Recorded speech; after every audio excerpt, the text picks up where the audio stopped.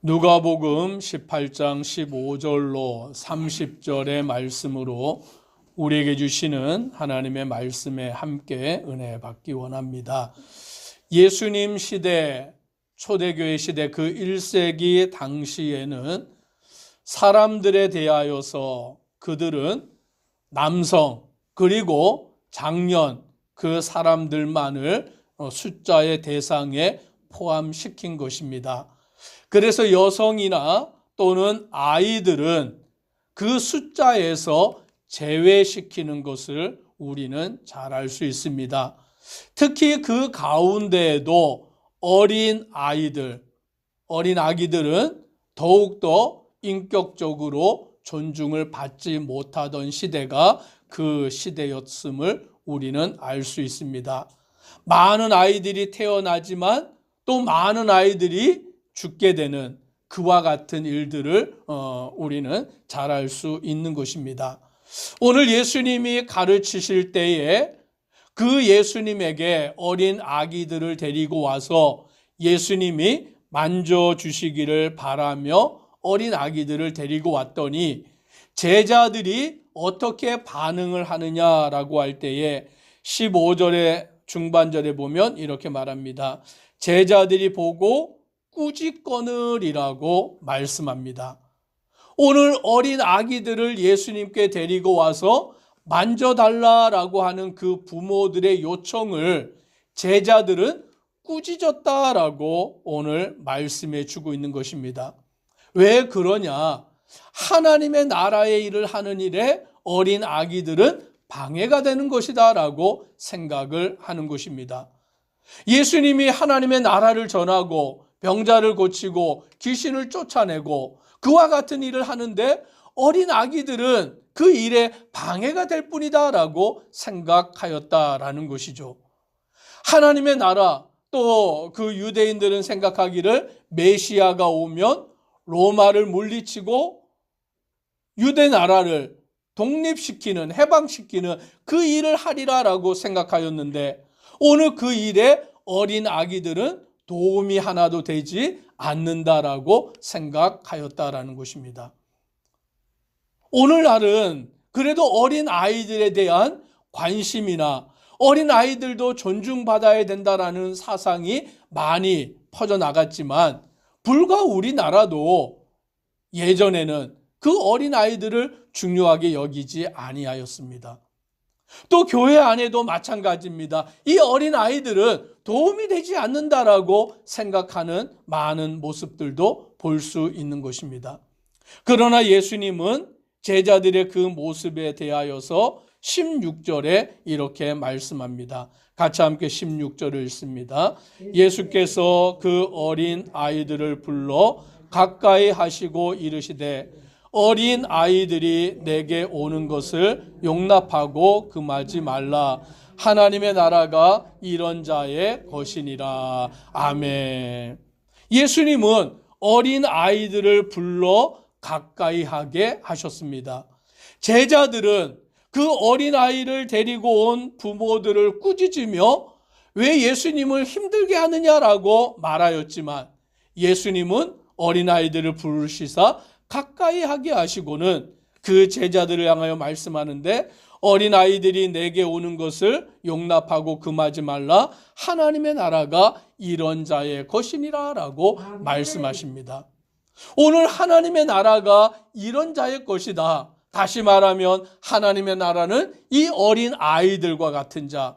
또 성경의 말씀을 다시 보면 어린 아기라고 15절에 말씀합니다. 어린 아기, 갓난 아기, 그 갓 태어난 지 얼마 되지 아니한 그 어린 아기와 같은 자들의 것이다라고 예수님은 말씀하십니다. 오늘 그 의미가 무엇이냐라는 것이죠. 17절에 말하기를 내가 진실로 너에게 이르노니 누구든지 하나님의 나라를 어린 아이와 같이 받아들이지 않는 자는 결탄코 거기 들어가지 못하리라 라고 말씀합니다. 오늘 우리가 하나님의 나라를 어떻게 받아들여야 되느냐라고 말씀하시는데 어린 아기와 같이 하나님의 나라를 받아들여야 한다라고 말씀하십니다.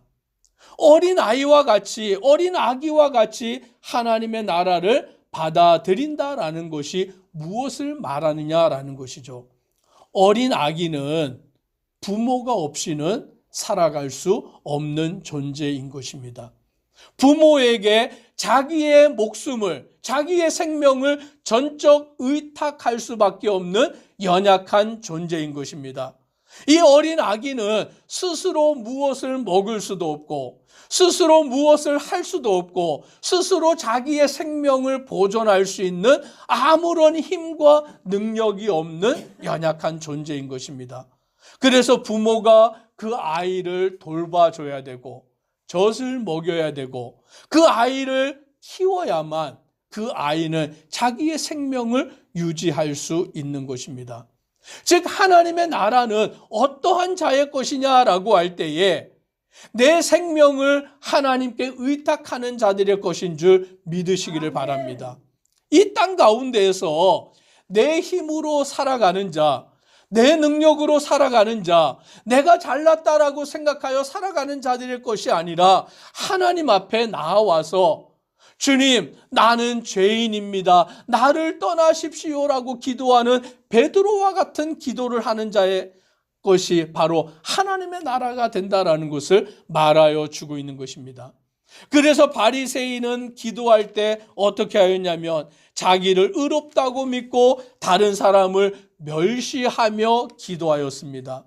그런 자의 것이 하나님의 나라는 아니다라고 말씀하는 것이죠. 반대로 세리는 멀리 있어서 감히 눈을 들어 하늘을 쳐다보지도 못하고 가슴을 치며 하나님이여 불쌍히 여기소서 나는 죄인이로소이다라고 기도할 때에 오늘 그 기도를 하나님이 기뻐하시고 그 사람을 의롭게 하신다라고 말씀해 주고 있는 것입니다.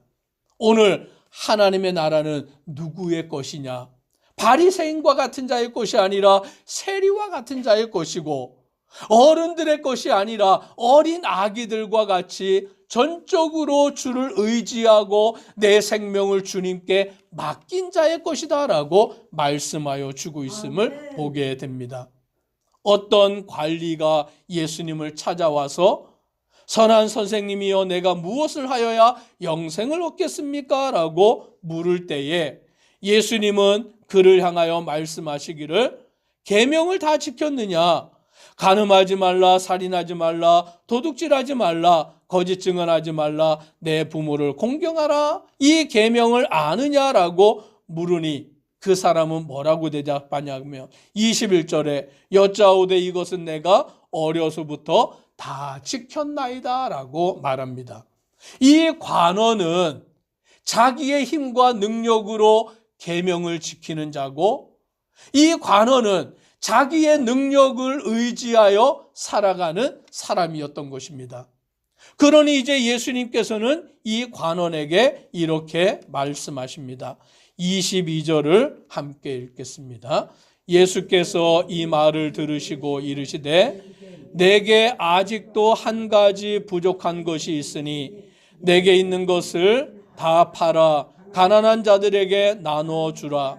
그리하면 하늘에서 내게 보화가 있으리라.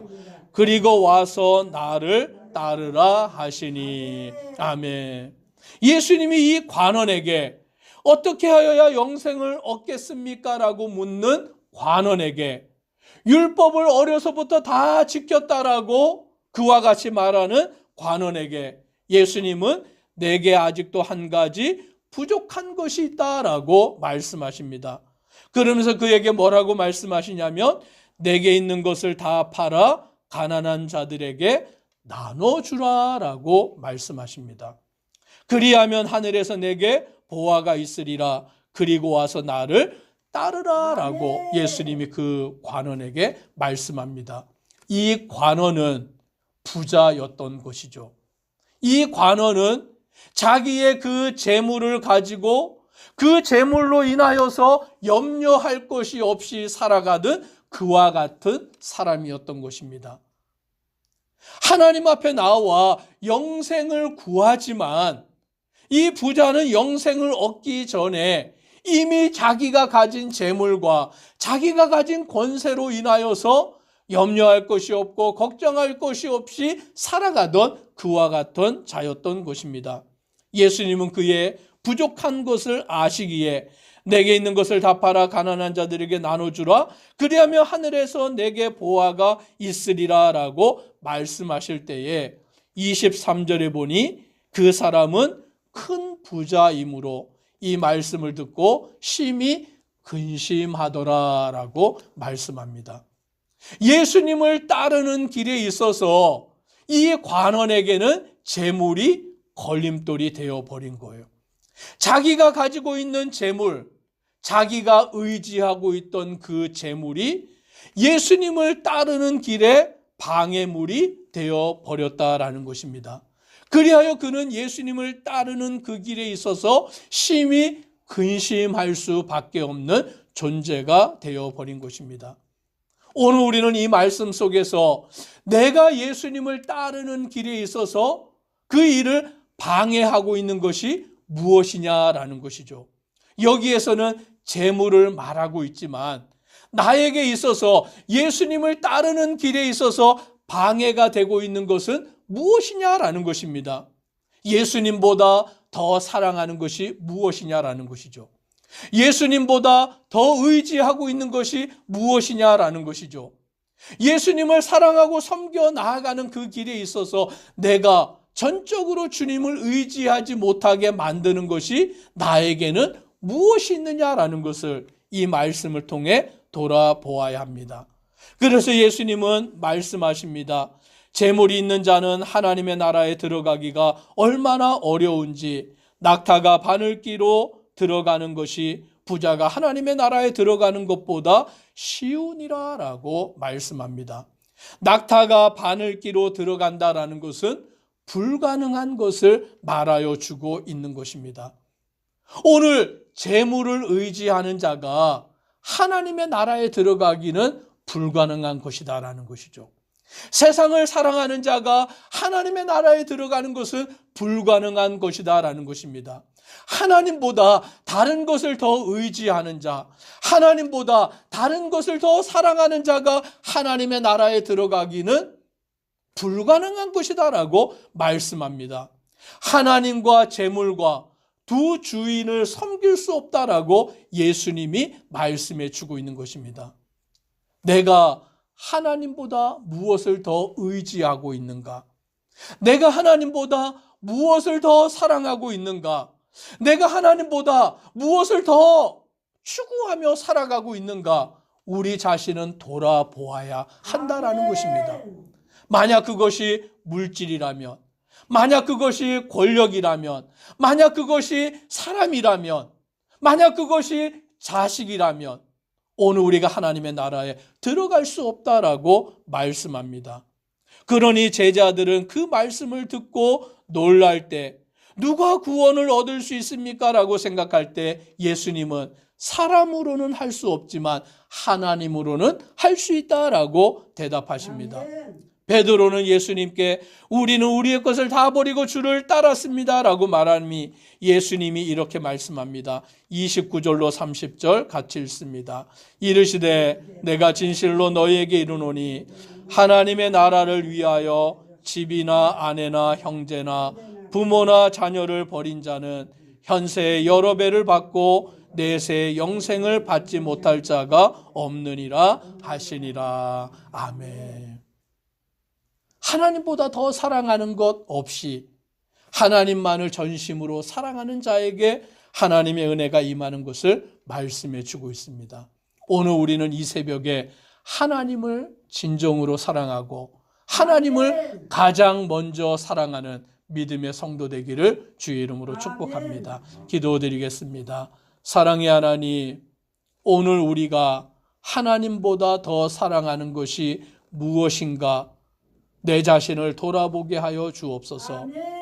어떤 이는 재물을 하나님보다 더 사랑할 것이고, 어떤 이는 권세를 하나님보다 더 사랑할 것이고, 어떤 이는 명예를 하나님보다 더 사랑할 것이고, 어떤 이는 가족을 하나님보다 더 사랑할 것입니다. 그리하고는 하나님의 나라에 들어갈 수 없다라고 말씀해 주고 있습니다. 어린 아기와 같이 어린 아기가 부모를 의지하지 않고는 살 수 없는 것처럼 오늘 우리는 예수 그리스도를 믿고 예수 그리스도를 의지하여 나아가는 믿음의 성도 되도록 은혜 더하여 주옵소서. 예수님 이름으로 기도드리옵나이다. 아멘.